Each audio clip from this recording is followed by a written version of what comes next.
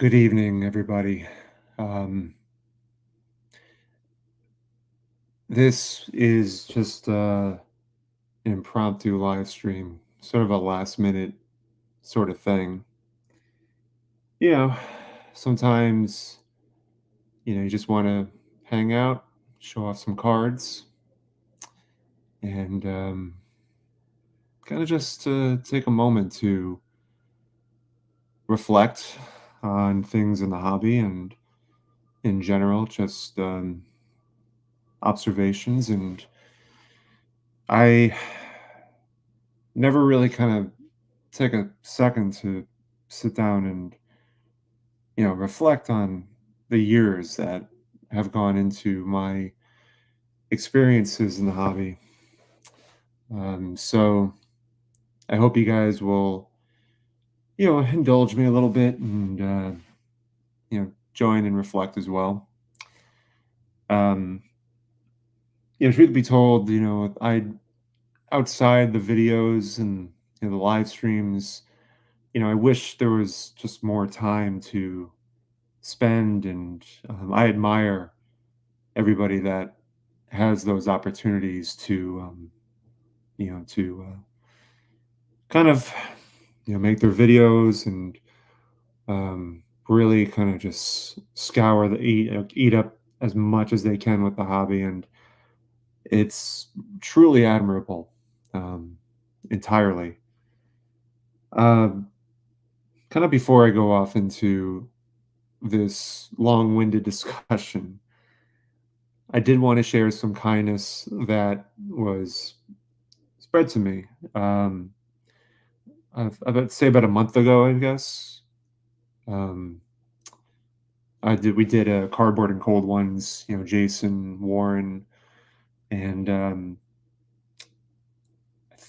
forgive me, my memory kind of slips, but I want to say it was Warren and Eric, or the Detroit Collector, Warren and Sealy, of course. But Jason was kind enough to send me a care package of some cards. Warren sent me, I believe it was Warren. I'm sorry. My mind is slipping just between my job and, just a lot of things going on. But let's show some cards. I believe this comes from my buddy Jason, Everyday Card Collector, my co-host. Um, he sent me these. It was just a really generous thing he did to send me these cards. A lot of modern stuff, which is, and then one 80s card with, Tom Seaver. So one of his, probably, I think his last cards with the Mets is the Tom Seaver 84 tops special. But here's some modern stuff, some flashy cards. Um, Beatty, Alvarez, and Alonso on the same card, star clusters. Here's a really good looking Francisco Lindor card. Sorry, there we go. I was waiting for it to, this focus to kick in. National League leaders. Remember Justin Steele? Cody Senga. I was really, really pushing for Senga to come through in the playoffs, but I mean, I don't know. With his injuries this year, I guess it was kind of a challenge for him to overcome and come back as his original self. But here's a rookie cup of Senga. I do like him a lot. I really think he has a lot of promise to him, and I think he'll come back next year restored and be a big time pitcher for us. Guys, anybody remember Grant Hartwig? Rookie card of his. Poor Brent Beatty. I don't know what they're going to do with him. I guess let me think about this for a minute. You have, let's assume the Mets don't sign Alonso. They're going to probably move Vientos to first. Keep obviously Lindor at short. Mauricio, I guess when he comes back, he's supposed. I'd imagine he was supposed to be here this year, but I guess Mauricio will play second or maybe third base. Is there room for Beatty? I mean, I don't know what they're going to do with McNeil. I just don't know. So we'll see what happens. Speaking of Mauricio, here he is. I hope he does really well. Here's Vientos. I think he's going to be a star. He's proven to be a clutch hitter, man. One of arguably the best second half for a rookie. Here's a Francisco Alvarez. I'm really hoping he eventually breaks out. I mean, the guy, he hit like 15 home, or no, not even, I don't know, 15 because of his injuries. Another Cody Senga rookie card. This is pretty cool. I think I'm becoming a Cody Senga fan. I tend to gravitate towards pitchers. And finally, here's a Brett Beatty. So, Jason, I think this is from you. This part of it was from you. So, thank you very much, man. I been meaning to share it, and I figured a live stream setting would be great. Additionally, I think this is Warren. Was this from you? I think it was from you. Were you the one that sent me the coin of Koufax?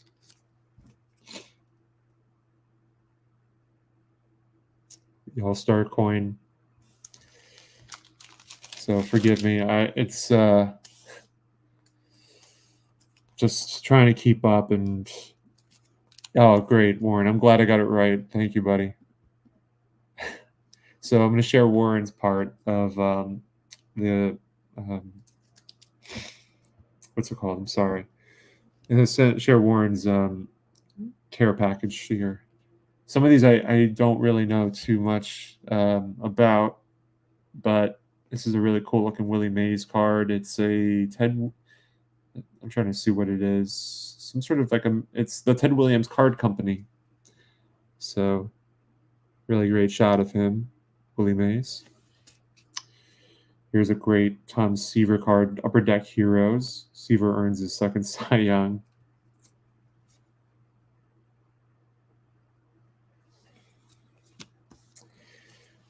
I know Jason likes to troll me about this sometimes. Here's a Donruss 86 of Seaver on the wrong team. Another card with Seaver on the wrong team. His last card, I think. Here's another Ted Williams card, or not Ted Williams card, but from the Ted Williams Card Company. This is from 1993. Another Willie Mays. Continuing with that, there's a whole bunch of them here. So Warren really kind of went the distance with this set. Some great classic shots of him when he was a kid.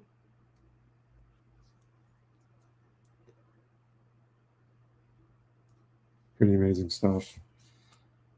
I've never heard of this set before. So Warren, you'll have to familiarize me with the Ted Williams Card Company. I didn't know that that Ted Williams did these sort of things in the 90s.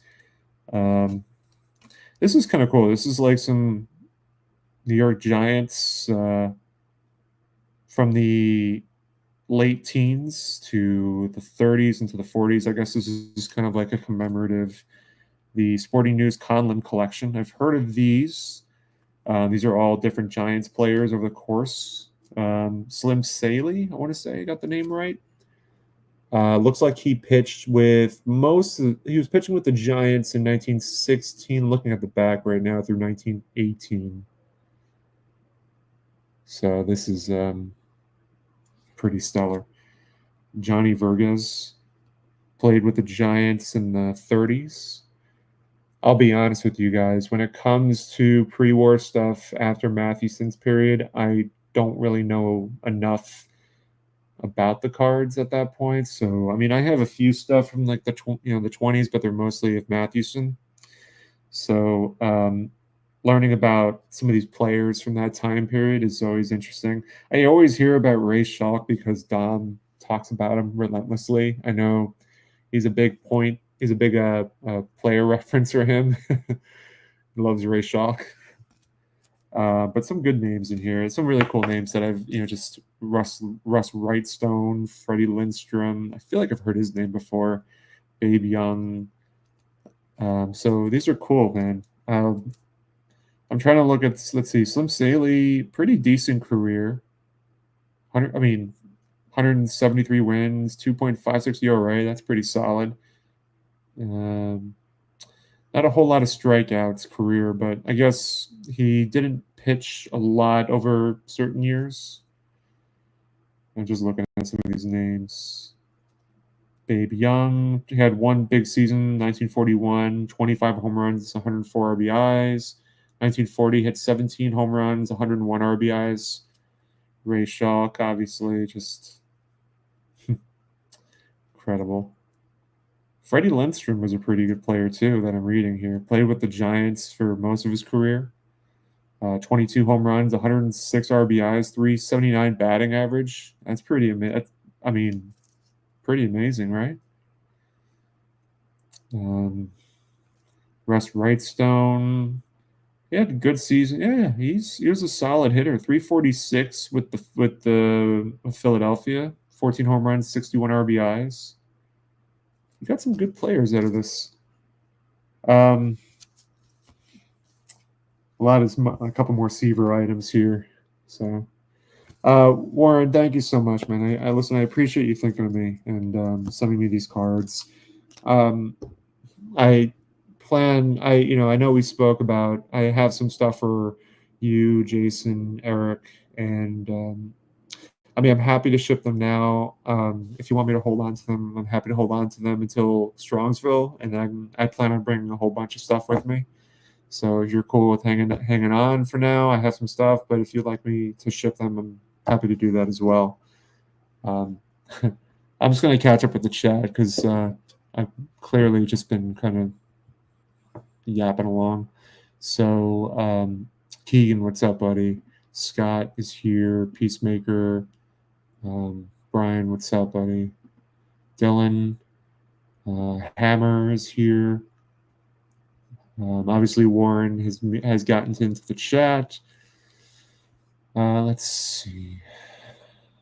Aaron is here. What's up, Aaron? Just trying to see if anybody else. Scott, I don't know if he's still here. What's up, Scott? And I think that is. Oh, and Alex as well. Hey, Alex, thank you for having me, man. It was a real pleasure to hang out for a little bit. So, okay, yeah, I'll save them for Strongsville, just to make it easier. I actually have something for Mangini, but this was given to me by a viewer that watches my channel, watches his channel as well. That I guess he noticed that John didn't have this card. The Tony Lazzeri Diamond Stars. So I'm kind of serving as a messenger. I don't know. I guess John wants me to mail this out. I wasn't sure if John was going to be going to Strongsville because since I'm driving out there, it would be easier for me to just bring a bunch of stuff with me instead of start shipping stuff all over the place. I figured that would just, since everybody's congregating at the Best Western or somewhere nearby, I figured, yeah, I'll hold on to it for now until Mangini, until I see him, which it sounds like he is coming this year from what it sounds like. So, but, and then I don't want to forget, I think this is also a gift from Warren. Correct me again, Warren, if I'm wrong. I have these two cards in here. They kind of look, what is that set called? I can't remember the name of the set. It's like the Trifolds or something like that, and it has, these are just Upper Deck companies. Hank Aaron, Babe Ruth. Looks like you got Willie Mays in the middle there. It's pretty cool. Here's one with Mickey Mantle, Willie Mays. So this is really generous, man. Really cool stuff. What are they called? VVV? or is it triple folders, triple folders? Scott's. Oh man, I'm tasting it right now, salivating. It's gonna be. It was great that you introduced that to Jake, because then Jake introduced it to me, and it's gonna. Yeah, I can't wait, man. Is there a Swenson's nearby? Like, is it a far drive, or is it close to the Best Western? Because I'm all for that, man. Let's see. Vintage Guards T202 reprints. Okay. Based on Hassan triple folders. Did I pronounce it right? Hassan, or is it Hassan? Counter program in the World Series. Well, I mean, our Metsies are not there, right? So there you have it. Let's see what I have here. I don't know if everyone. I mean, I shown this stuff off before. But sorry, Warren. Thank you again, buddy. These are really cool, really colorful. You know how much I love aesthetics and the design of cards, and I love how colorful this is. I promise I'll put these in a far better protector than what I have right now, just to kind of present it a little bit better. But thank you again. I appreciate it, man. These are really cool cards and nice little history lesson, to say the least. So I put these somewhere safe so I don't mess them. I don't lose them. Well, figured. I don't know if I've shown these to you guys, but I came across these at the Philly show, which I'm looking forward to going to again in December. It's got to be my favorite show to check out outside of Strongsville and the National. Excuse me. The Philly show, if you haven't been, is probably the largest show outside the National. I haven't been to Dallas. I haven't been to Burbank. I haven't been to Nashville or Chantilly, but the Philly show just feels it's a humongous space. And I would highly recommend anybody, any one of us, to go to. Obviously, Strongsville is something I'm very much looking forward to. Last year, I did the drive with B. Roth, or this past year, excuse me. I did the drive with Brian, and it was a lot of fun. We kind of joked around and says we mentioned that you don't need all 3 days, Friday, Saturday, and Sunday, really 2 days at most. But we were there. We did the Friday and Saturday. We did a little bit of Sunday, and then we left. I think sometime at like 12 or 1 o'clock. But yeah, that was a lot of fun. It was kind of, I think what's the most fun about the Strongsville show is that there's like, I don't know, 3 or 4 rows, it really didn't take up a whole lot of space. It was pretty much the entire size of that ice rink that they consumed, not like they converted the ice rink into some, but obviously weren't skating around. So there's that. But yeah, the fun thing about Strongsville is that you would walk around and you would bump into the same person 3 or 4 times, and you just see the same people over and over and over again, which actually kind of serves as a benefit, because you could be at a table looking at something and a buddy comes up that you've seen, and you may want some, like a third party, or not third party, but just an extra set of eyes, and give you their opinion. So that was always helpful. So that was a lot of fun. But I found these at the Philly show. This was from the same guy that, let me grab it, sold me this Mathewson, the T205. This one came from, call him Sunshine. Sunshine was the collector of this card. He consigned it to his buddy Mike. I think I want to pronounce his last name Bochar. Mike Bochar runs the Fishkill shows, and he met Sunshine. I don't know the full story, but Mike is one of the most trusted people in this hobby that I know personally, and I've always enjoyed doing his fish kill shows. They're a small show, but he's built a very strong reputation, and he really enjoys hosting the shows and enjoys the experience of everybody being there. And so, not to get away, but Mike befriended this guy, we call him Sunshine, and Sunshine had a huge collection of cards, just an astronomical amount of stuff. And Mike helped him organize cards to be graded, sent in, and he sent, I think it was like 400 cards to SGC, I think is what I heard. Sometimes Mike jumps in and into these chats, but so Mike sends about 400 cards to SGC from Sunshine's collection and gets them back. And one of the cards is this T205 Christy Mathewson. And for a while, I really didn't have any impulse to add this to my collection. I've always wanted to try to find some unusual Mathewson pieces, like the American die cut card, or like the perforated die cut card of Mathewson.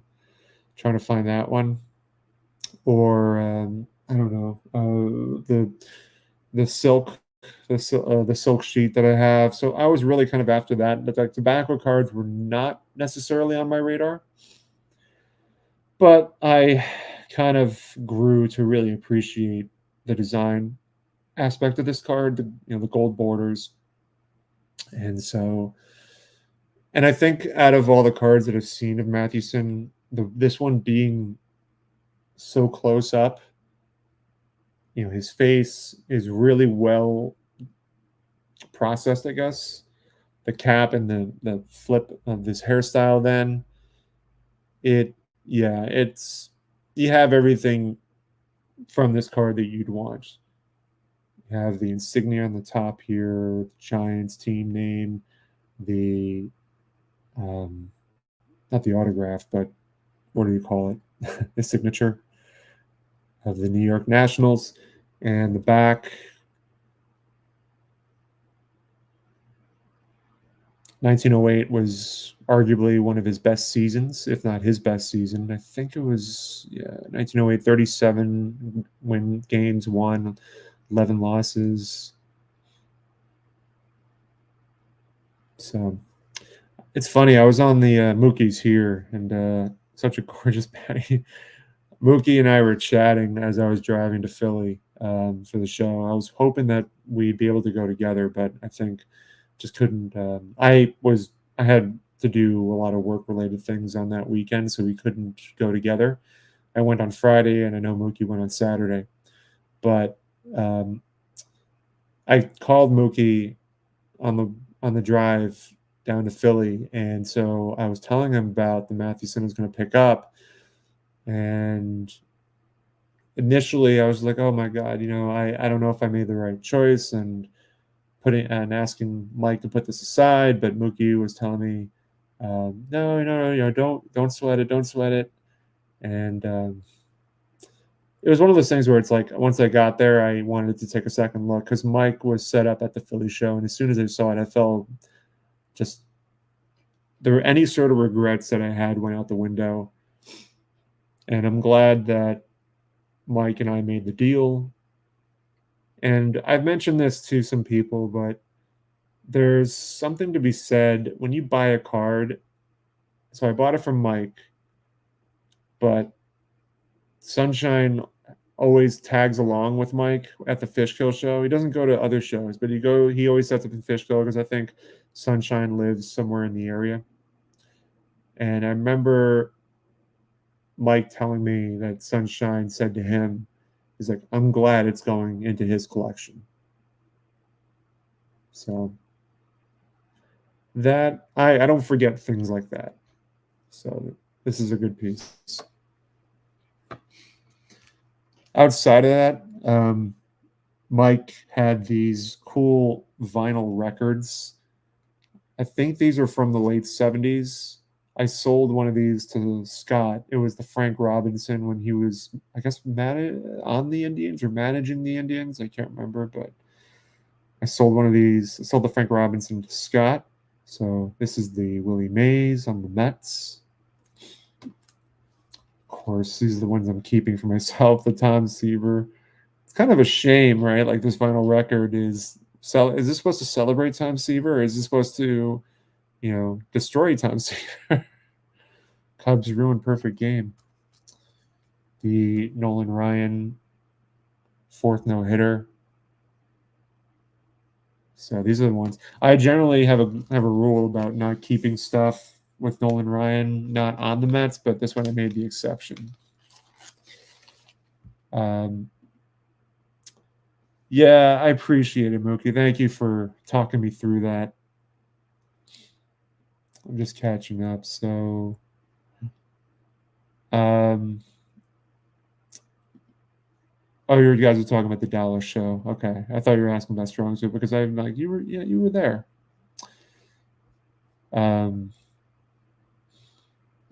Yeah, buying that vinyl. I'm glad you didn't play it, but yeah, I mean, if you decided to do it, I couldn't blame you.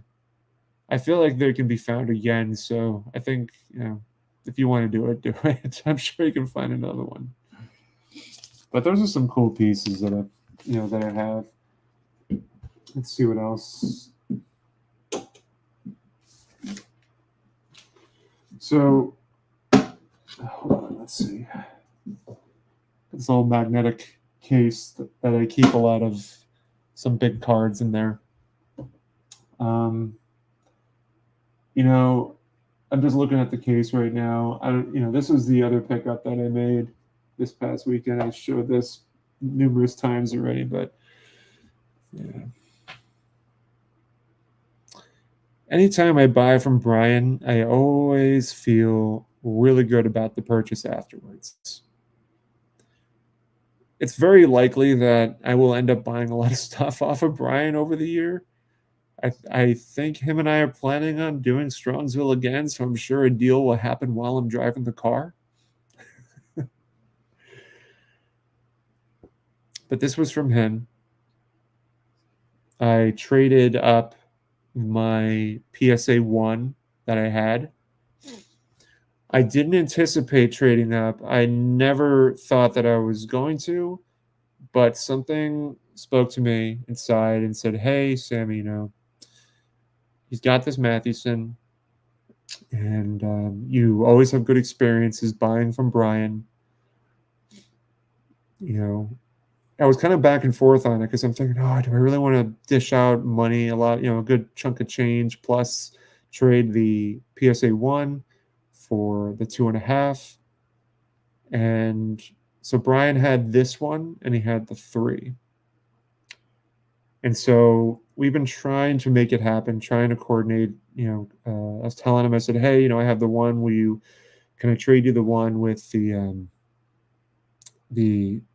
with some cash, for the 2.5? And so as soon as I get to the Long Island show on Saturday, I am literally walking around, even before I do my filming. I'm walking around. I'm like, where's B-Roth? Where's B-Roth? He tells me he tells me the name of the dealer that he rented table space from. I'm trying to find where their signs are, and I finally find him, and I go up and I was like, oh, just say, hey, what's up, Brian? Hope you, how's it going? And I don't even have to ask. He goes, you want to see the Mathewson? Like, yes, please. That's that's definitely part of the reason why I'm here. So, I show him the one I have, and he has this priced already. So I don't mind telling you the whole transaction and how much I paid. I don't have any, I'm very pleased with the overall experience in the purchase. But so I gave him my PSA 1, and he looked at it, and he had this price for $2,000. And so I'm thinking, okay, Brian, would you do? I think we started like I offered him the PSA one. I said, hey, would you do 1,000 on the PSA one that I have, and I'll give you $1,000 cash. And so, Brian thought about it, and he mentioned, well, I wanted to can we like do 800 on the PSA one and 1,200 cash.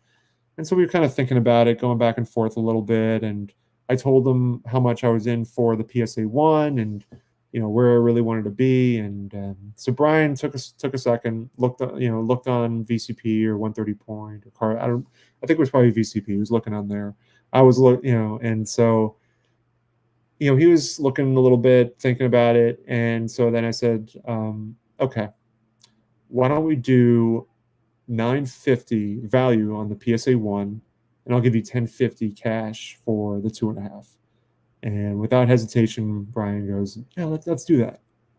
And it was handshake deal. I gave him the PSA one, got the 2.5, and that was the first pickup of the day, and one of only two pickups. But that, again, for the 26 people that are in here right now, if you are looking to add to your collection and you want to feel like you got a really fair deal on your purchases, and you want a good positive experience, and B Roth 6, Brian is one of the most trusted dealers that I know, and I strongly recommend reaching out to him. Card Soup, that's his business.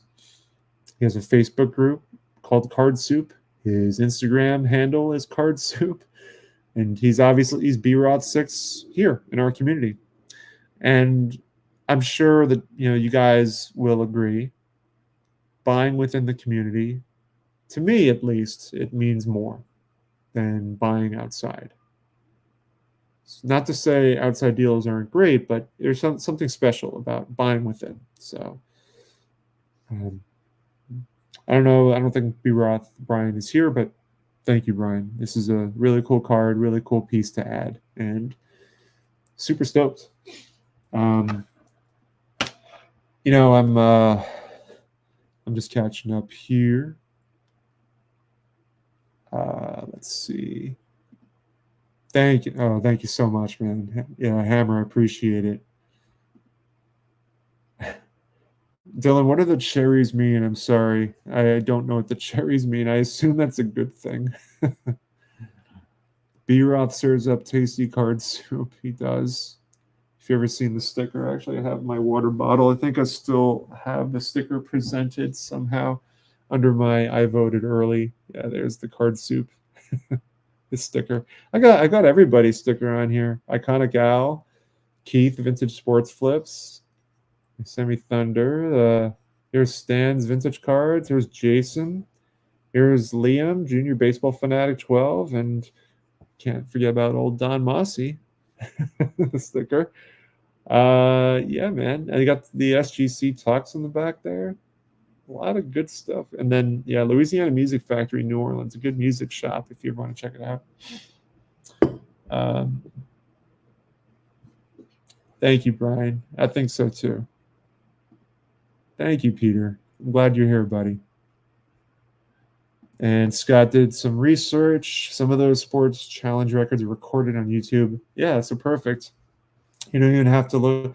You don't have to scratch your record up, Scott. You can go on YouTube and soak it all in. Thank you, Brian. It definitely was. I always appreciate going through B Roth. Yeah, no, Scott. I got a chance to sit down and when I was at his apartment and got a chance to scour through his Hank Greenberg collection.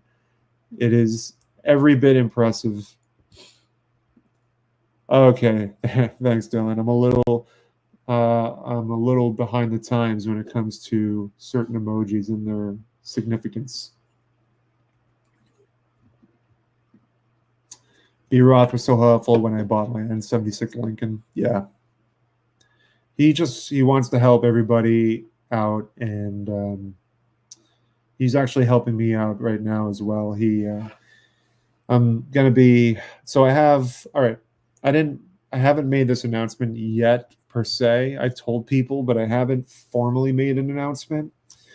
Um, so I have stopped setting up at shows, no longer setting up as a dealer anymore. You know, not for any not for any serious concerning reason. It is simply just because I want to be able to balance out my life a little bit more than just sports cards. I love the hobby and I love everything about it, but there are other things that require my time. I need to focus on my career a little bit more.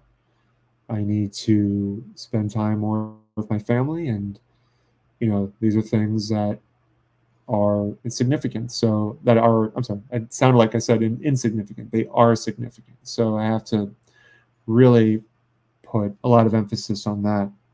Not to say I'm not going to go to shows or come out for all the big the big shows like Strongsville, the National. I'm still going to come out for that. Still going to go to shows and record them, card shops. But I need to balance out my weekends. It gets very tiresome very fast having to lug the display case and having to leave at 6 a.m. on a Saturday when you want to sleep in a little bit. It gets a little tiresome.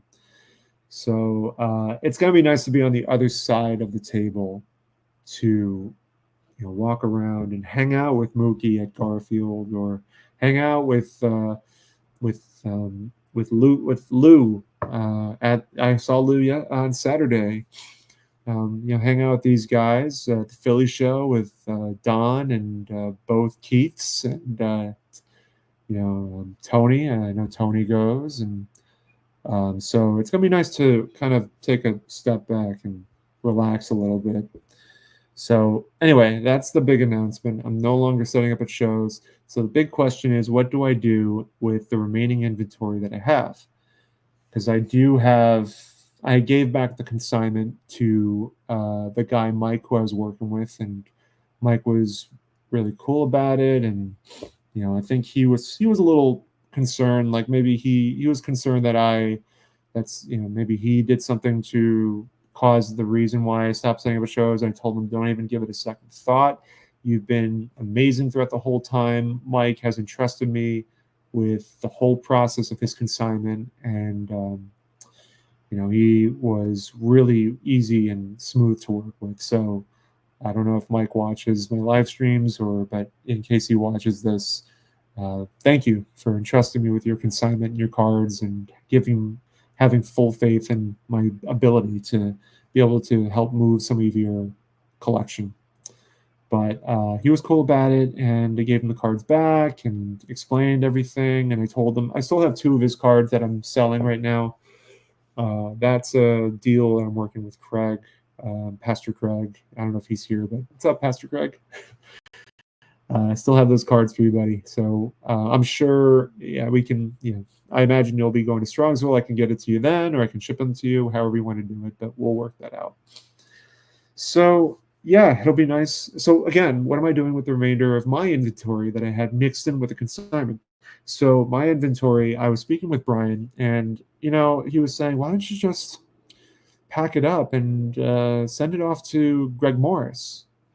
And I was thinking, okay, yeah. I mean, I know they take 25% for every vintage raw card, and they take like $2 and like 8% for every graded card or something like that.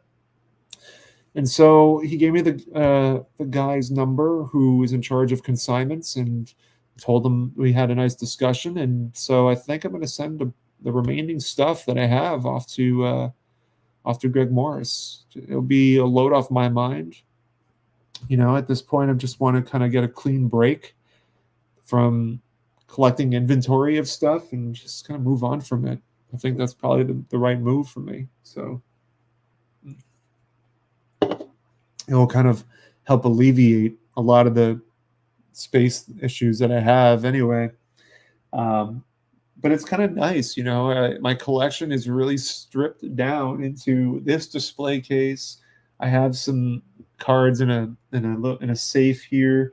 I have these really cool looking. They look like display cases, but they're like this nice wood panel display case that I have some cards in. And this one was kind of left downstairs in my building. It's a kind of like a jewelry box almost, but it's magnetic, has Retro Robbie's sticker on there. I don't know if you guys ever watched Retro Robbie, man. He was one of the earliest channels I watched, and he was like a rabid Mike Schmidt fan. And anytime he found a Mike Schmidt after doing like one of the pack breaks, like the Retro Wax, I think it was the repackaged wax or something like that, the name of the company. Anytime he found a Mike Schmidt card, he'd lose his mind. And so I always thought that was funny. No.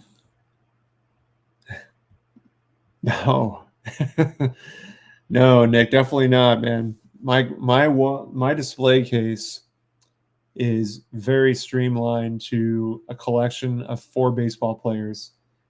This is blocking it. Well, actually, you know what? I take that back. I'm lying. There are, let's see, 1, 2, 3, 4, 5, 6, 7, 8 baseball players total on the wall right now. So I have Red Ames on the far left. Fred Merkle. We all know what happened with Fred Merkle. John Titus. Mustache. Got a couple of Mathewson pieces. Addie Joss. I really connected with Addie Joss's story. The Nolan Ryan rookie. I got this at the National in Atlantic City. The second-year Nolan Ryan. The Transagram, one of my favorite Nolan Ryan cards. Tom Seaver rookie. The Venezuelan Tom Seaver second year. The Topps second year. 69 Topps Super Tom Seaver, and also the Transagram on the far left. And this is my most recent Mays pickup. It's funny. These are just some of the things you don't expect to buy into, but then it happens. And Willie Mays Topps Super in a PSA 8.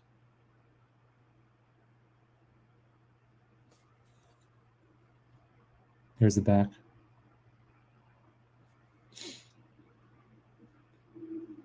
Pretty stunning. It was I seen them kind of circulate around. I think this has like a pop of I don't know. I think like 60 of these exist. It's not a rare card by any means, but I never see them at shows. I don't know why that is, especially some of the big shows. I just never see the Topps Super cards, 69s. I mean, maybe you'll catch one at 1 or 2 maybe not 1 or 2, maybe like 2 or 3 tables. But when you're at a 400 card show and you only see this at 2 or 3 tables, that's quite remarkable. Remarkably low. So for a card that has, pretty decent circulation, I mean, in comparison, grand scheme of things, this card is, has a lower pop than like the 1969 Topps. I mean, that's, but still, nevertheless, saw this sitting in a display case on Saturday. The whole set was represented. Most of them were in 9s. The Reggie Jackson rookie 69 Topps Super was in a 9. The Hank Aaron was in a 9, I believe, and the Clemente was also a 9. So, very cool piece.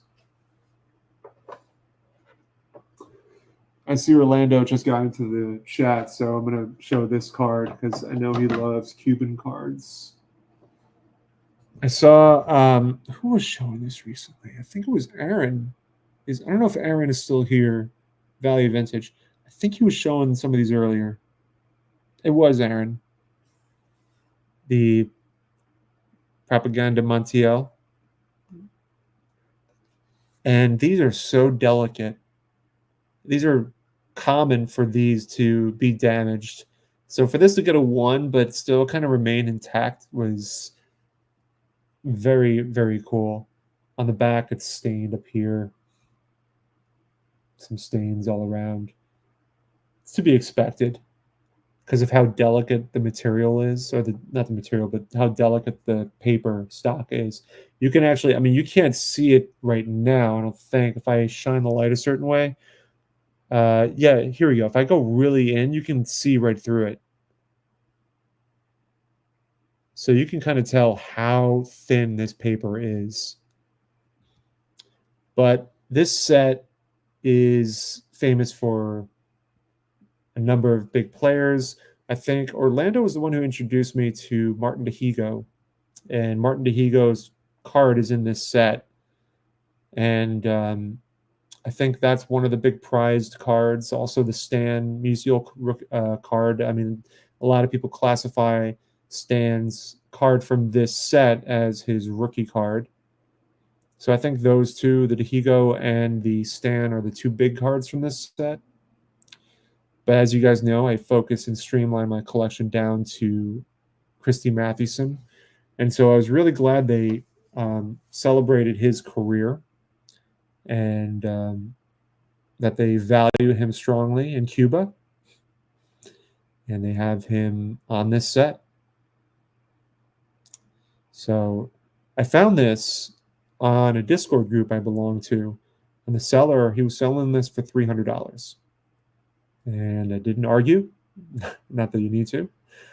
Or not argue. That's the wrong word. I didn't negotiate on it. I just jumped on it because I figured that's a great price. So just wanted to show that here because Orlando is a big advocate for these international cards.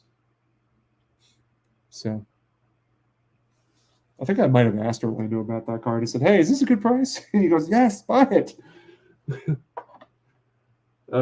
Special. Well, here's another. This is another international card. The Venezuelan Retirado. It's actually funny. When I did the interview with Pat Quinn, he was one of the first dealers to visit Venezuela with the purpose of buying sports cards. And he called these the Retirado. I think that's how he pronounced it. I've always thought it was Retirado. I don't know if it matters. Retirado. But before I interviewed him, I think this is probably not this past summer, the summer before. There's a guy named Henry Reynolds. I think his name is Henry Reynolds. He sells on Facebook. I think he sets up at the National too. But he had this, beautiful Christy Mathewson. And I'm just reading some of the comments. I'll get to your comments in a second, guys. But he had this beautiful representation of Christy Mathewson. And these cards are known for having so many condition issues. Like ripped tears on the front, or really on the back, you would see like 4 marks of paper loss along the back. And it was just because they'd be in albums. That's how they were stored, in albums. And so I probably paid quite a premium for this, knowing that this was the cleanest looking 2 possible. I'm a little nervous about telling you how much I paid for it, but you guys might think I'm nuts. But at the time, I paid $1,000 for this card. Big purchase. But for a very clean looking Mathewson, It might sound nuts, but I don't regret paying up for a very clean looking 2. So call it what you will. I don't mind sharing prices. Let's get back to some of the comments and see what you guys are talking about. Let's see. Okay. Start over for Orlando. Thank you, Orlando. Yeah, the Matty upgrade was, yeah, here it is for close up. Yeah. Super pleased. They are paper thin. I know. Yeah, I think you shared a bunch on the channel. Looks like a Slender Man rookie card with the shadow from the back.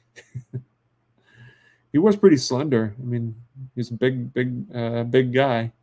Threw that fadeaway pitch that he was famous for. Look at this. I'm late to the impromptu hang. It's all good, Jason. You know, we're gonna be we every single cardboard and cold ones is an impromptu hang. We go in with a little bit of a plan, but we let everything kind of ride. I think you need to buy a fancy Christie painting, Sammy. If only we knew someone who's selling one. I didn't know you're selling one. We should talk. I mean, I'm kind of running out of real estate here, unfortunately, because my New York City apartment is so small. I got stuff kind of all over the place, but we'll figure something out maybe. What Christy Mathewson card are you looking for next? As of right now, I'm not really looking for any other Christy Mathewson stuff. I mean, I'm lying. There is something I'm looking for, but I just don't have the money right now. And I probably, if we're going to talk about sort of regret, but not really, the American die cut of Mathewson, I think it was not E90, E10 or something. I can't remember these designations and nomenclature numbers. I can't remember what's what, but it's a giant card. And that's the one I was looking for. And I think it was on Robert Edwards. And so at the time, I'm thinking, I just bought a big card. Do I really just want to spend all the rest of the money I have and then have to take money out of savings to get this one? And I ultimately decided not to because it was going up and up and up and up and up. And I think it sold for, I don't know, with the buyer's premium, I don't know, probably like $3,500, $3,600, which for me, it's a lot of money. So, but, as of right now, I'm pretty content with my Mathewson collection. It's one of those things where when I get to a show and if I find something that speaks to me, I'll kind of cross that bridge then. But for right now, between the T206 portrait upgrade and my T205, I'm pretty content. So nothing at the moment. So it's Retorado. I think hopefully I got it right. You can't spell Retorado without rad. Retorado.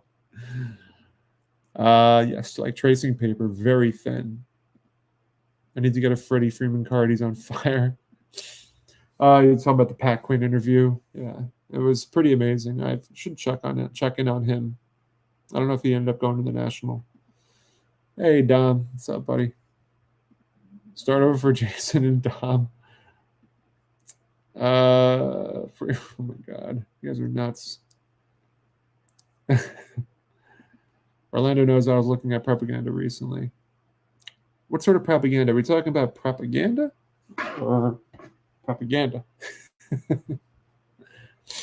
They were made to be pasted into albums. They were. I appreciate that, Scott. I was sort of thinking maybe paying $1,000 for a Retorado was a little too much, but heading into the card room now. Enjoy. I hope to come to Hawaii at some point to check it out. You're not nuts to us. We are all here because we are not all there. I appreciate that, Scott. Thank you. There's cards that are tough to acquire and cards that are tough to find without condition issues. Those venues are a combo of both. Not crazy at all to pay up for one like that. Thank you, Dom. I appreciate that reassurance. And yes, wise words from both of them. Very wise collectors as well. Dom and Scott, both encyclopedic mindsets when it comes to this hobby. Scott is a. I hope I'm not putting, you know. All right, Scott Stukes, baseball cards and curiosities, incredible resource if you ever are trying to find out about a particular card or anything of that nature. Absolutely a phenomenal resource. So I want to thank you, Scott, for um, not getting annoyed when I text you asking you about a rare card. Thanks to all you guys. Influence, I won my first cards from Auction House. Which one did you get, Dylan? Also, congratulations. That's a big deal. I have only gotten one auction card in my life from Robert Edwards, and it's a cool card. I ran out of my seltzer. Vintage Seltzer is the sponsor. Raspberry flavored. I recommend the raspberry. It also comes in lemon lime and lime and plain. But who drink? I mean, you gotta have flavored seltzer. It's 100 times better. What else do I have to show you guys? Do you guys want to see the cards I've shown a million times over? I mean, I can show you more Willie Mays stuff. I could show you the what do I have? Stahlmeyer, the Coca-Cola. I can bring down my Laughlin super stand-up of Willie Mays. I can't believe, I still can't believe that this Coca-Cola and the oh god, why am I forgetting that? That hires crap. The San Francisco Call Bulletin. I still can't believe all four of those came from the same deal. Do you guys want to hear that story? I've shared it before, but let me first grab the cards and I'll share the story. It's a phenomenal story in my opinion. I don't think I've ever really given you the specifics on it. So let me do that for you right now. Hang on a sec.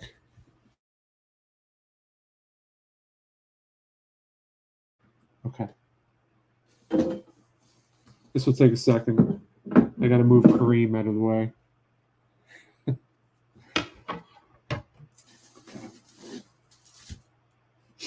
Oh, so I know Dylan was, let's see, Dylan. Oh, he just mentioned he won some Sudaharu Oak. Wow, that's pretty amazing. Some Japanese cards. That is pretty cool. What made you want to get? What made you go into that, Dylan? Is that your first Japanese card? So, okay, here's the Coca-Cola, and I have to find. Take a second, guys. Okay.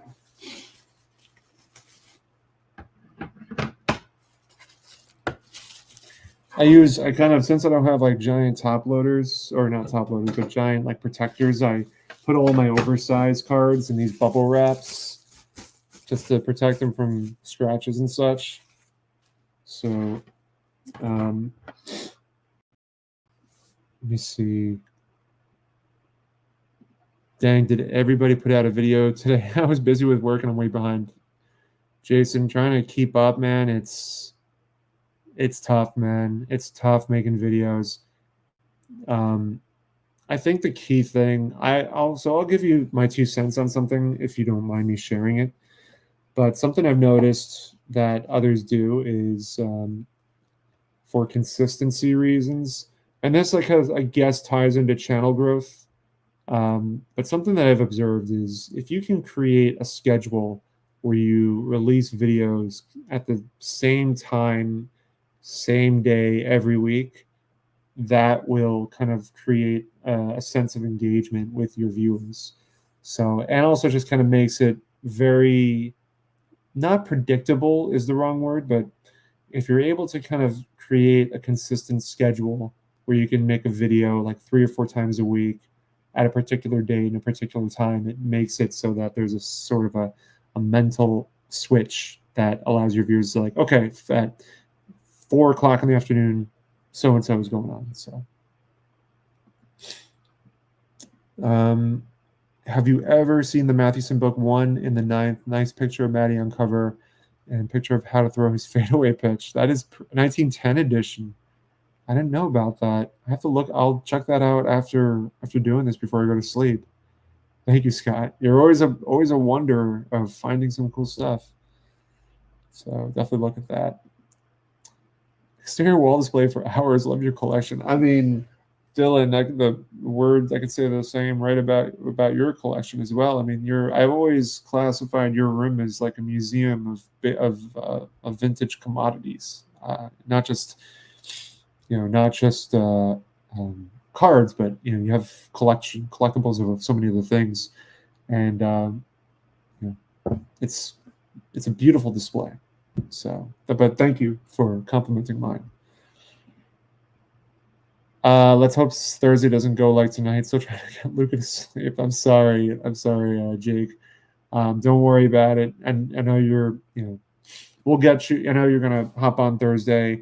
For those that are, we're doing a cardboard and cold ones on Thursday. We're gonna have Orlando, Jake, and I'm sorry, I'm blanking. And Doug from the Joe Wood Collector. Doug's gonna jump on as well. So have a nice little crew for Thursday. I just put out a long 30-minute video about Dylan style video talking memories. Dylan is the king of doing that. How did you get into collecting Willie Mays cards and memorabilia? The long answer will take a while, but the short answer is because my dad and my grandfather. My grandfather grew up on the Upper West Side of New York City, so getting to the Polo Grounds was really easy for him. And my dad, by generation, was able. I think he was young enough to remember Willie Mays on the Giants, but more so with the Mets during his teenage years, and so that carried over into me and wanting to collect Willie Mays stuff. There's more to it than that, but I'll just say it's family related. Maybe the first we met, I get a thought and just make a video. No consistency. That's okay. Listen, it's just something I've observed. There's really there's no wrong formula. If you want to just do it the way you want to do it, there's no right or wrong way. So just something I've noticed. 30 minutes plus. I used to like Dylan's display, but he got rid of his early win rookies. Now it's all garbage. Yeah, we're definitely going to have to check that out, Orlando. Very much Dylan-inspired 30-minute video. I'm like 50 videos on my watch later behind. Listen, man, you have a kid and a second kid now. That's what's pulling. That's what's building up the compiling of all the videos. But congratulations again, buddy. It's really super cool. It's sadly we probably won't be able to see you the next year for the national. I hope you decide to make it work somehow. And hanging out with you and Dom and Drew was a lot of fun. Had a lot of great laughs. As Jake has coined the term hobby. Can't say with a straight face. Hobby hero. Oh my God. There's some good stories. Really good stories.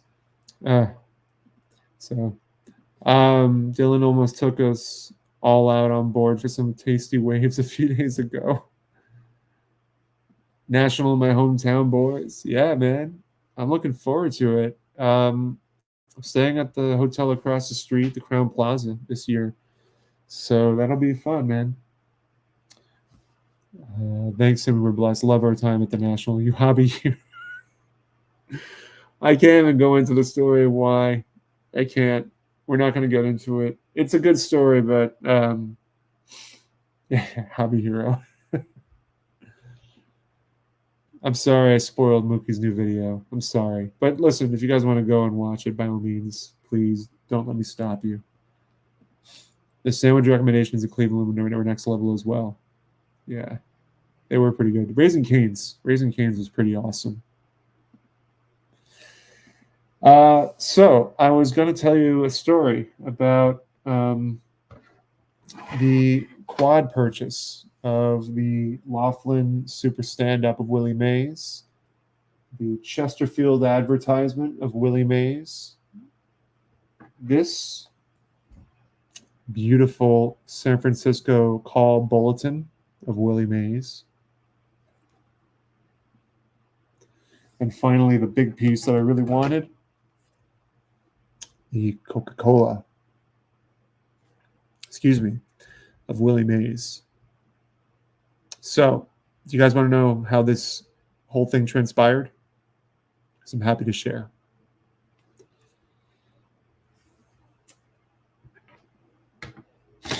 So, excuse me, my congestion. I'll share the story.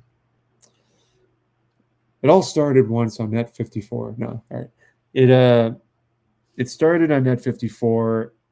A while ago, I put out an inquiry on Net 54 asking about the Laughlin Super Stand-Ups. It was first introduced to me by a dealer at Philly named Woody. And I got to know Woody pretty well from the Philly show at first. Then I saw him at, I think he was at Strongsville. He was at Strongsville. Saw him at Strongsville. I saw him at the National, and I'll probably see him again. I think he's going to be at the Shriners show. But Woody always has some really cool stuff, and he's such a friendly dealer. I love working with him. I purchased my my S 74 Silks Mathewson from him. I paid I think $300 for this raw, knowing full well that it was going to grade authentic. But so Woody introduced me to, I'll bring it down because I don't think I've showed it very close before. Oh, water bottle. I also want to thank Mookie for recommending these frames. So, okay, sorry about the glare. So Woody introduced me to these Laughlin Super Stand-Ups. He had his own Willie Mays.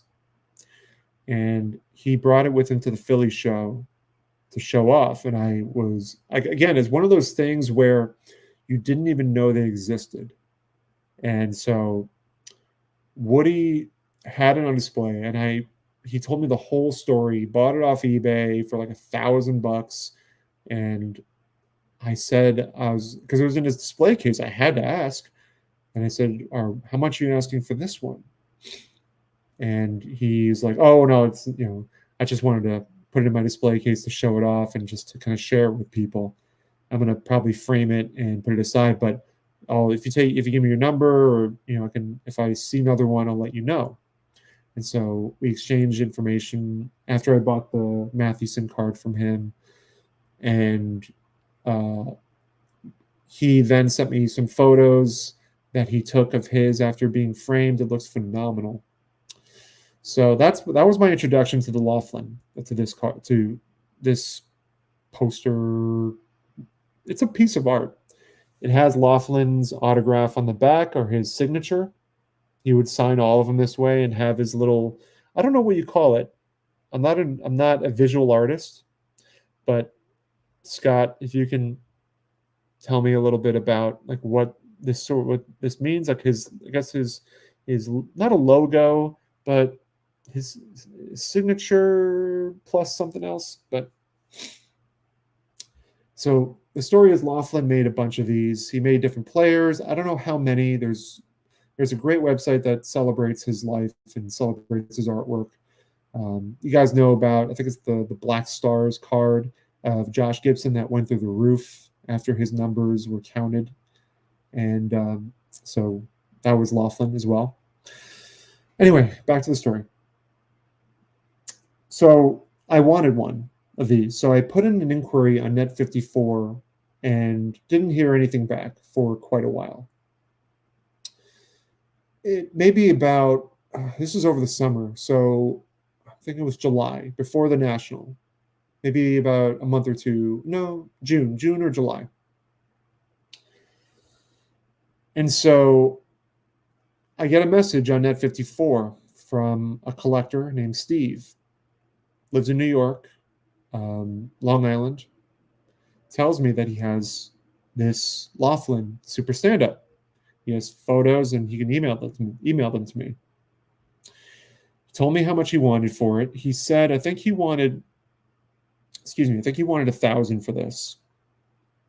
And I asked him, I said, would you do 800 for it? And so we ended up meeting in the middle. He says, well, since you're on Net 54, we'll give you a Net 54 deal for $900. And I said, sure, let's do that. And so that was the initial deal. The initial deal was just for the Laughlin Super Stand Up. This was a done deal for $900. And so maybe, a couple days go by, and I guess Steve discovers that I'm a huge Willie Mays collector. I'm going to put this back up now.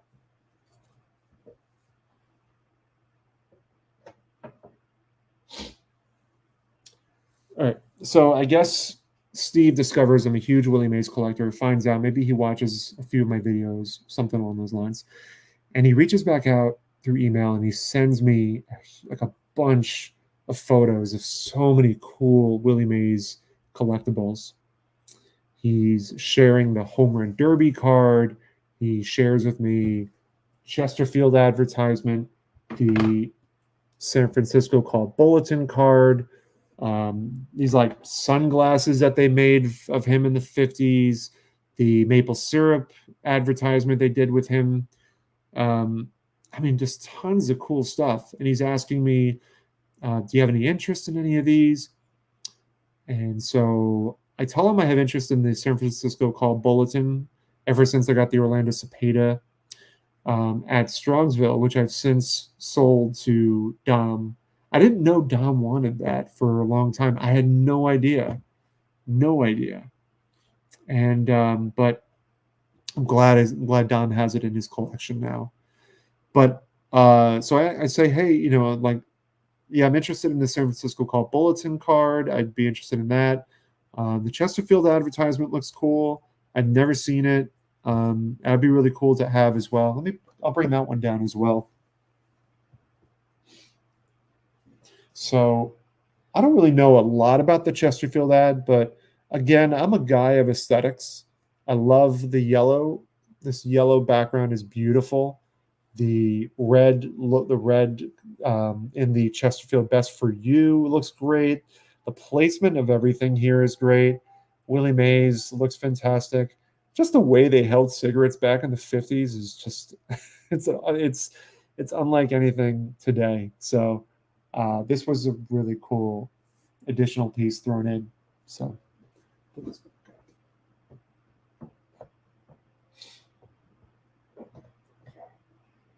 anyway, so that was part of the deal as well. So I emailed him back and I said, those are the ones I'm interested in. Would you happen to, not expecting him to have it, because I mean, I don't know that many people that have them. I asked him, would you happen to have the 1952 Coca-Cola of Willie Mays? And sure enough, I wait, and all of a sudden my phone, boom, email comes through. Maybe 10 minutes, which feels like an hour when you're on pins and needles. And you see it's from Steve. And Steve writes, I do. Sends a picture of it. He goes, I'm not sure if I'm ready to move it yet. And I was like, oh man, I'm hoping you are. He goes, let me think about it. And I'm thinking, oh man, I'm going on a trip to New Orleans, right? And when I get to New Orleans, my mind not that I forget that about the card, but it wasn't at the forefront of things. I was on vacation, so it was nice to get away.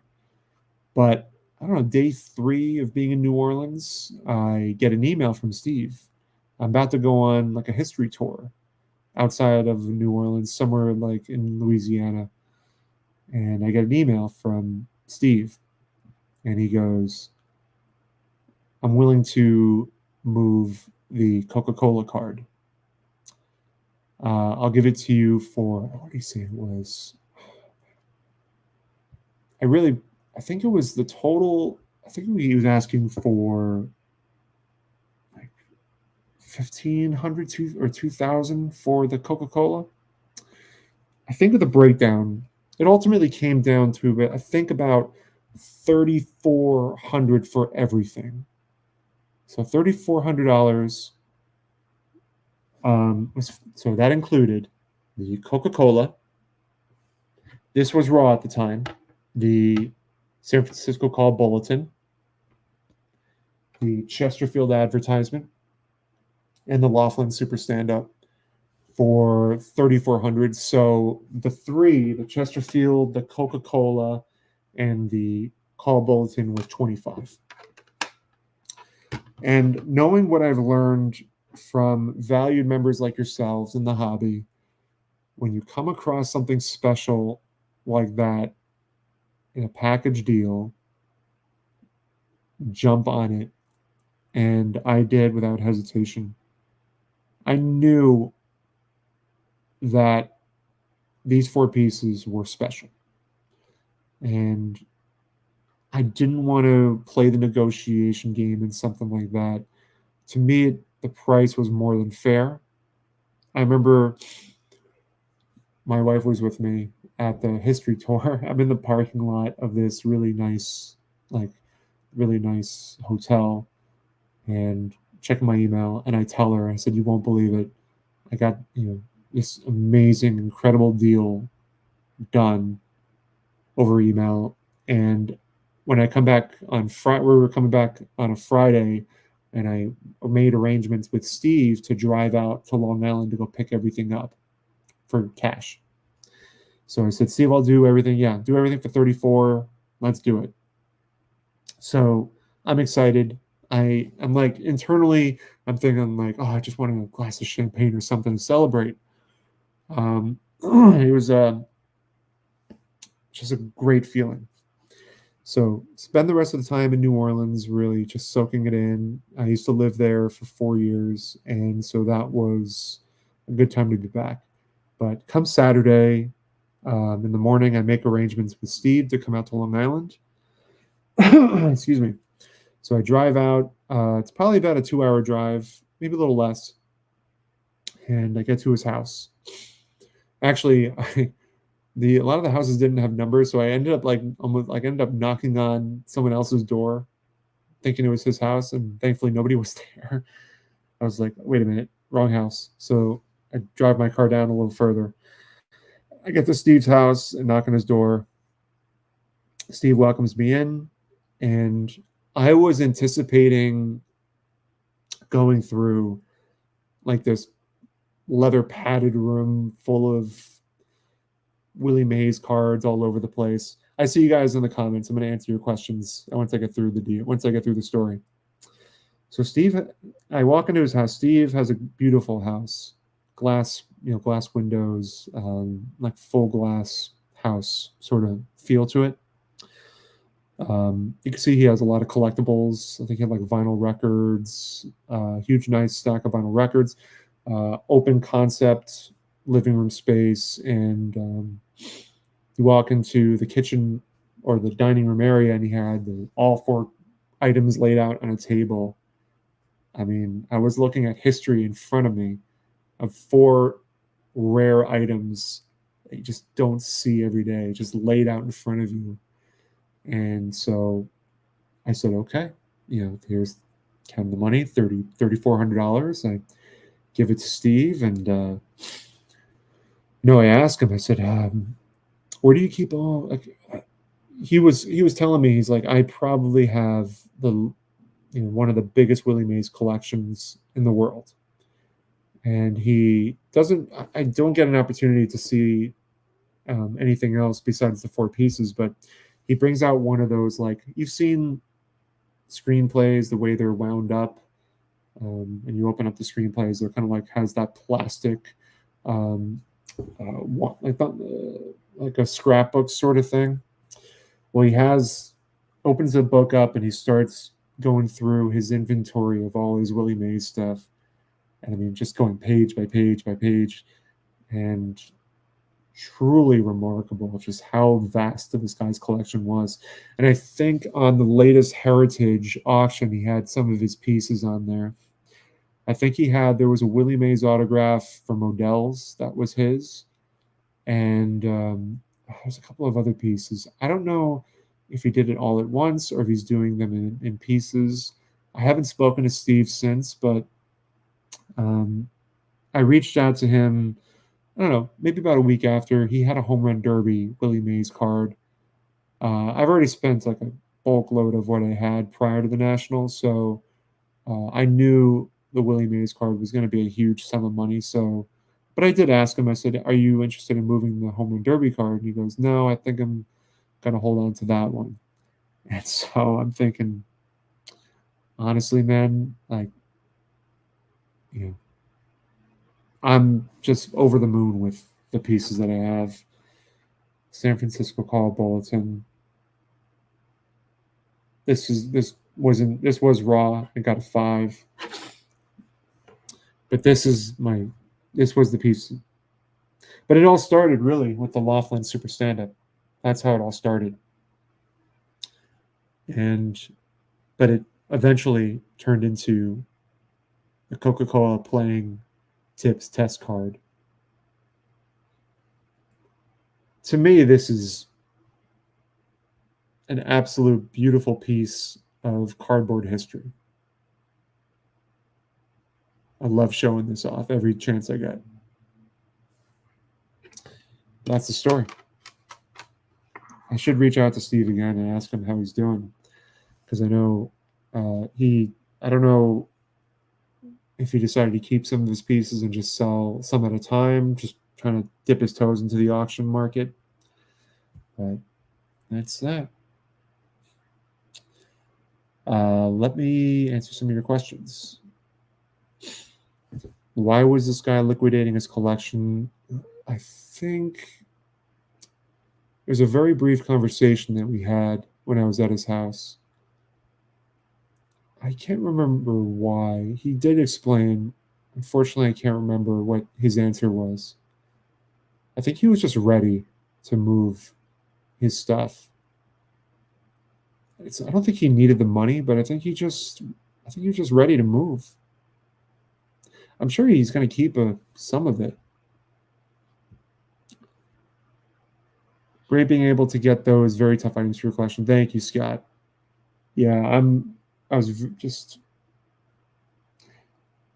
the Coca-Cola card to me is special because there were days where between last November up until Strongsville, somewhere in kind of that time frame, I kind of started gravitating outside of the Tops and the Bowman stuff, and started getting into the drinks and the food products and a lot of that vintage stuff. And the Coca-Cola caught my eye aesthetically; it just caught my eye. And I saw that one sold on eBay for 2,000 from I think it was a GAI graded copy. Somebody got one for like 2,000. And as soon as I saw it, I fell in love with the card. And so I started looking it up on eBay to see if there was one for sale. And the only one, I think it might still be up on eBay, is for like $35,000, which is grade of a 4. So they're pricey, man, very pricey. But the one that I have, what makes this special as well, is this is the only PSA 1 copy. So kind of cool to know that you have the only PSA 1.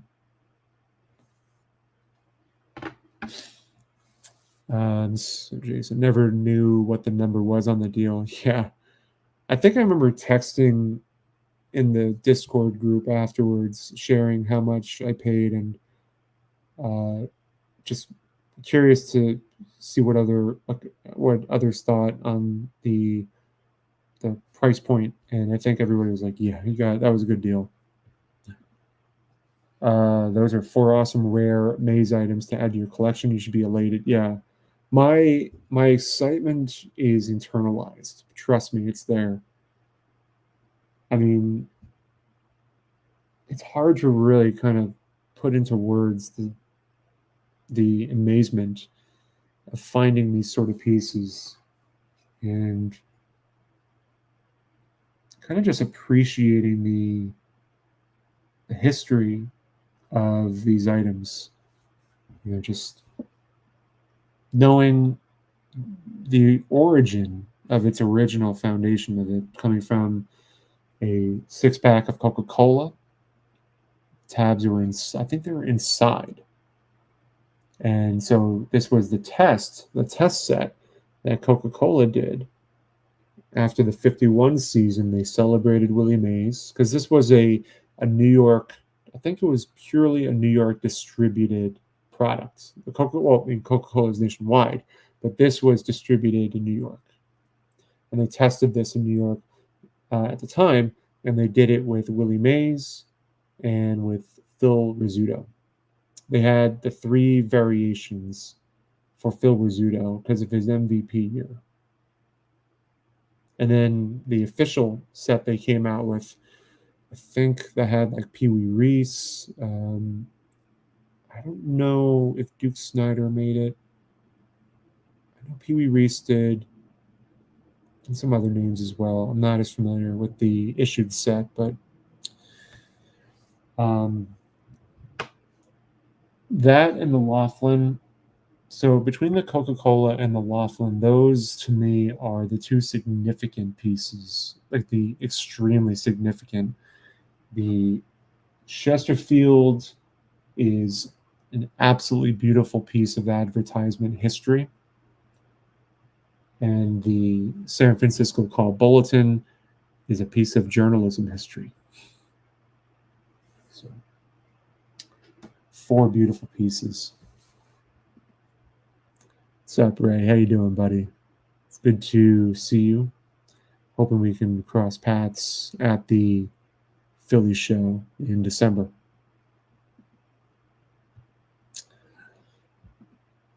He did have, he had a whole bunch of them at the National. He had the Willie Mays at the National.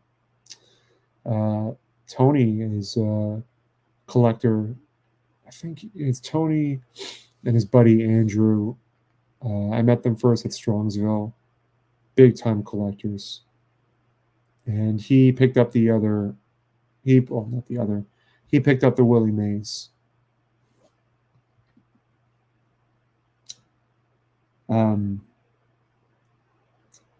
Yeah, it's quite remarkable being all of us being collectors and just really soaking as much as we can into this hobby. Yeah, I think I needed to do this live stream to kind of have some sort of reassurance, and this is definitely the reassurance I was looking for.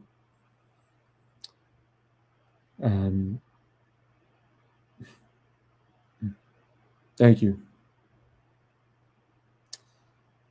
It's definitely haven't done a solo live stream in quite a while, but you know, I'll be honest, during the course between the National up until now, I thought maybe I was becoming a bit of a nuisance, and I never want to feel that. I never want to feel like I'm a nuisance to anybody. I never want to. I always just want to try to be as warm and welcoming to anybody that I come in across to, and I found at times that maybe I was kind of towing that line of being a nuisance, and you know, I just want to address that if I've ever come across that way at all, I truly apologize because um, never want to kind of put anybody in that position or just have any sort of discomfort or anything like that. So um, I truly enjoy hanging out with everybody and interacting with everybody and feeling part of this community. That to me is one of the more important things um, about collecting in this hobby. And so I was kind of, feeling a bit anxious about these sort of things. And I thought the best way to kind of address it would be to discuss it over a live stream. And I really, like, I was really kind of worried about addressing it because, like, I don't, you don't want to draw on any sort of problems or anything. I always want to try to be chill and to be kind of a sense of calmness, and I hope to continue to do so. So, thank you for listening to me kind of get that off my chest a little, and yeah, feels good to talk about it, even though it's to a camera, but I have people listening tonight, so so we've been on for an hour and a half. Um, got the Thursday cardboard and cold ones coming up on Thursday. Got a good panel. Have Orlando. We have Doug from Joe Wood Collector and Garrett. Oh, Garrett as well. I knew I was forgetting somebody. I'm sorry. Garrett from Ballpark Memories is going to be with us as well, and Jake. From Legends Never Die. I assume I give him a lot of credit for being able to make it with his schedule these days. It's a little nuts. So, yeah, should be a lot of fun. The theme is pre-war mania. So everything pre-war. That's going to be a lot of fun. I think the panel is perfect for it. Definitely perfect. Oh, you know what? I'm slipping. Doug told me, unfortunately, he can't make it, but we're going to get him on soon. I'm going to try to get Doug and Rick from Vintage Oddball Cards together. I really want to have those two on. So, sorry. It's going to be Jake, myself, Jason, Orlando, and Garrett. It's five quality walks of life, if I may say so. But I want to say thank you to you guys for watching tonight. Appreciate you jumping on this impromptu vintage chill and chat. I will say that a project that I'm working on right now, and I'll probably try to add on to it at Shriners, is my T206 New York Giants portrait set. Is got the Christine Mathewson, the Merkel, Red Ames, and I thought I had a fourth one. Is that it so far? Maybe that's it. I'm trying to find the Rube Marquard and the John McGraw both no hat portrait. When I go to Shriners, that's going to be on my radar. It's going to be it'll be fun. I'm looking forward to seeing Dom, seeing Mike Junkwax Hero, Dan Vintage Baseball PC, meeting Mark Hoyle. I'm trying to think who else is going to that. Don the Show and Me, I think, is going as well. So anyway, oh yeah, you're right, man. Carddeal.com. Is this a live stream filled with subliminal messages from Mangini's campaign? Yes. You know what? Let me do that. Let's finish off on a campaign note. I gotta find a photo for this. Oh man. We gotta vote. Vote for Mangini. I think I have a campaign photo of his somewhere. I'll find it eventually. Nah, maybe I don't have it right now. But vote Mangini for hobby president.